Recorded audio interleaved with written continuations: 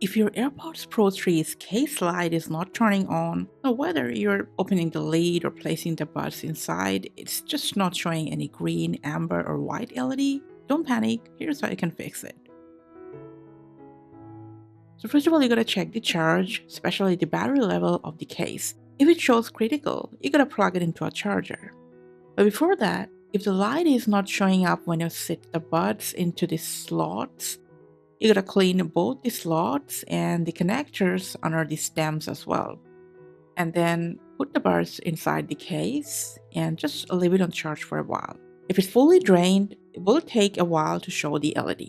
If it's still not showing the case light, you can try two things right now. Either double tap over the place where the LED is supposed to be, it'll show a light in there if it's got minimum charge.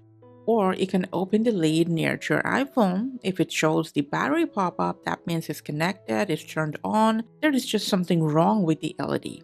But don't worry, a lot of times lights can act up due to a software glitch. So just go ahead, try to reset it. Just open the lid, make sure the buds are both inside in there. Now since the case light is not showing, so what you're gonna do is just keep double tapping 3 times, pause and tap, and maybe after trying for a few times, the light might show up.